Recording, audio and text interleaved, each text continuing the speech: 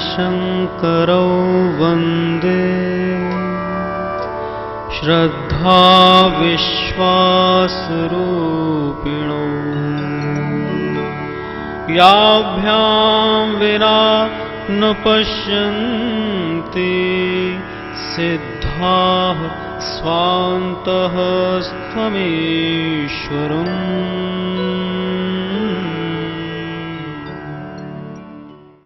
नमस्कार दर्शकों, मानस योग साधना कार्यक्रम में आप सभी का एक बार फिर से स्वागत है। जैसा कि आप सभी जानते हैं कि रामचरितमानस हमारी आस्था से जुड़ा एक धार्मिक ग्रंथ है और जीवन के हर क्षेत्र में इसकी उपयोगिता बताने का प्रयास कर रहे हैं पूज्य श्री अखिलेश जी महाराज। उनका कहना है कि रामचरितमानस का आधार पूर्णतः वैज्ञानिक है। नमस्कार गुरु जी। नमस्कार। एक बार फिर से हमारे इस कार्यक्रम में आपका बहुत बहुत स्वागत है। धन्यवाद। गुरुजी, आपकी साधना में भोजन प्रणाली पर विशेष जोर दिया जाता है, तो आपके अनुसार आदर्श भोजन प्रणाली क्या है? आदर्श भोजन प्रणाली जो सारे विश्व में मैं प्रचार कर रहा हूं, जो श्री रामचरितमानस में दी गई है, वो ये है कि सुबह से दोपहर तक कुछ नहीं खाया जाता। ये आकाश तत्व कहलाता है जी। फंडामेंटल प्रिंसिपल ये है कि शरीर 5 तत्वों से मिलकर बना है: पृथ्वी, जल, अग्नि, वायु और आकाश। पृथ्वी तत्व अनाजों में, जल तत्व सब्जियों में, अग्नि तत्व फलों में, वायु तत्व पत्तियों में और आकाश तत्व का अर्थ है कुछ नहीं जी। इस आदर्श भोजन प्रणाली में इस तरह से फूड को 5 भागों में डिवाइड किया जाता है।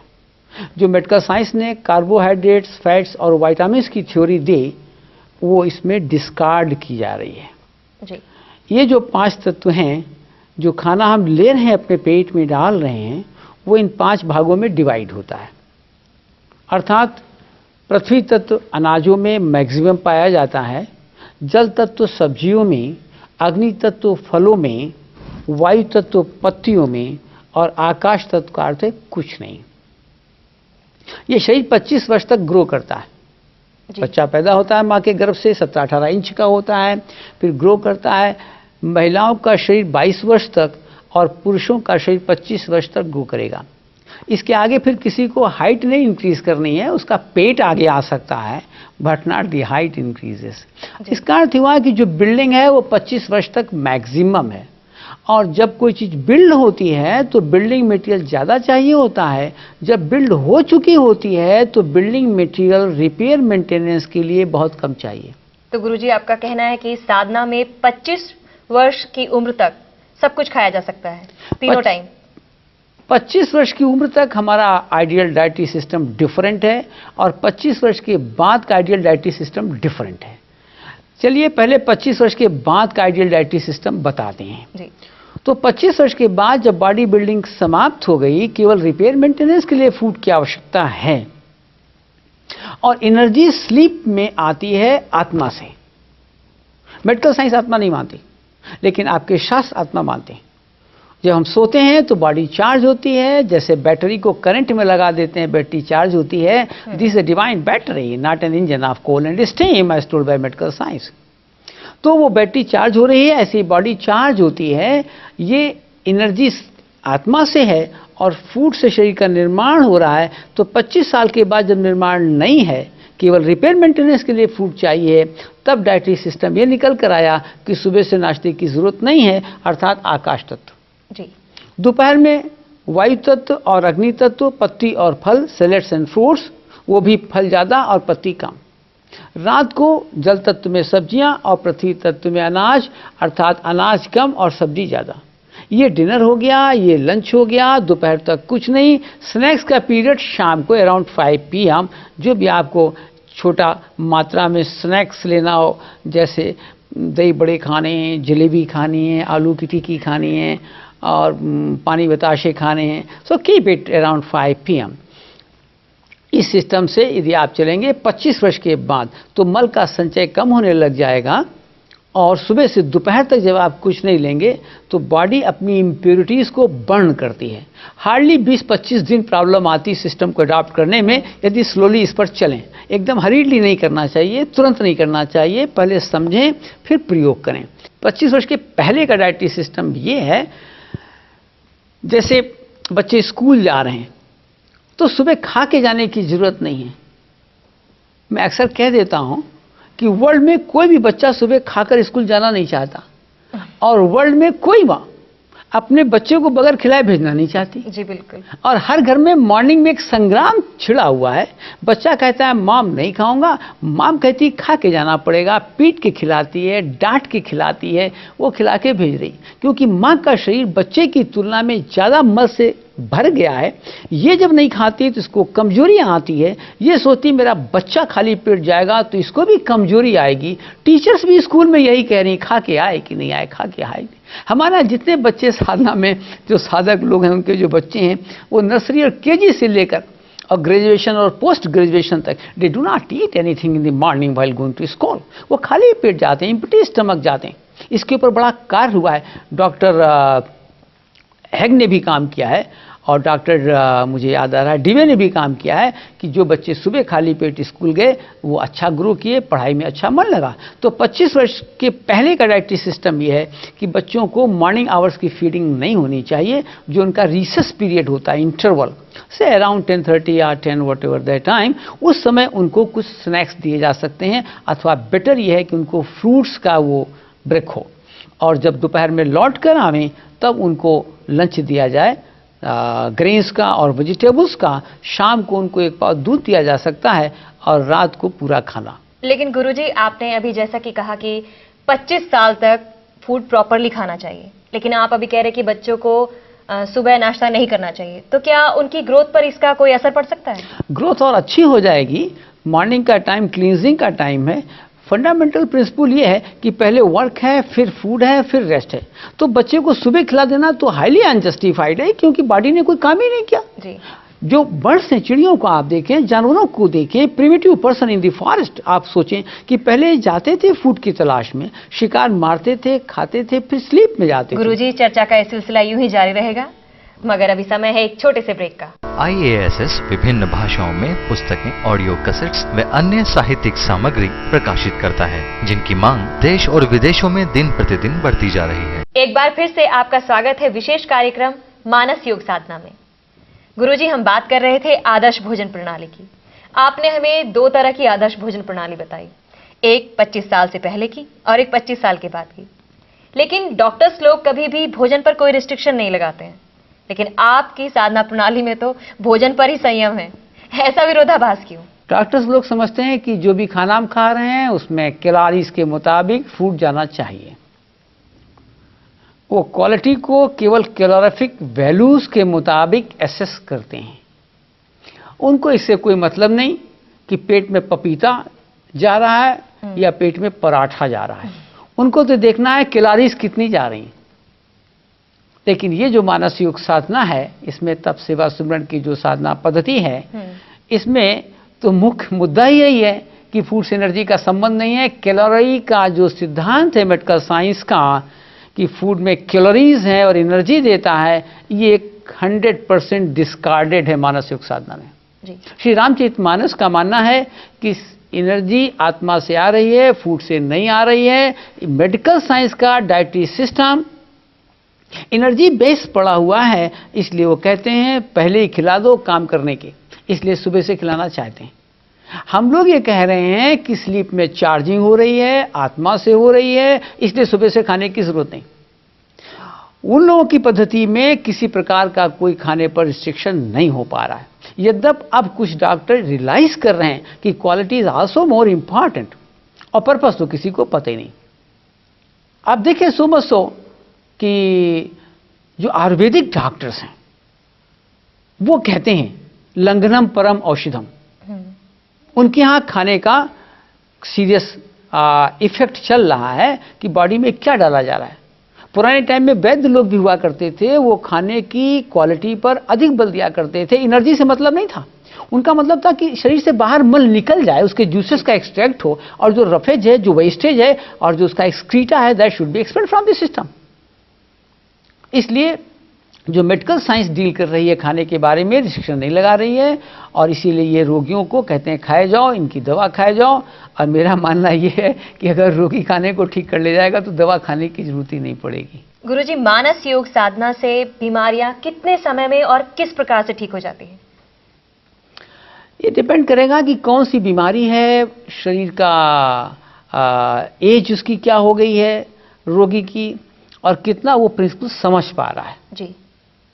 क्योंकि ये जो साधना है इसमें यहाँ समझ का सेंटर है, ये ज़्यादा इम्पॉर्टेंट है। अगर थिंकिंग या फीलिंग, ये फीलिंग का सेंटर है, ये थिंकिंग का सेंटर है, और इसमें भी थिंकिंग का सेंटर ऊपर बनाया गया है भगवान के द्वारा, तो ये देखना है कि जो विचार है, जो प्रिंसिपल्स हैं, वो कितनी जल्दी समझ पाता है, विचार परिवर्तन कितना इजीली हो पा रहा है। अगर विचार परिवर्तन नहीं हो पा रहा है और तब उसने हमारे कहने से खाने के सिस्टम को बदला, और अगर उसको उभाड़ हुआ, तो अपोजिशन तो इतना ज़्यादा है दुनिया में, हर आदमी पीछे पड़ रहा है, घर वाले चाह रहे हैं कि और खाए और खाए, यार दोस्त कह रहे हैं कि और खाए और खाए, और फिर डॉक्टर तो पीछे ही पड़े हुए हैं कि और खाए और खाए।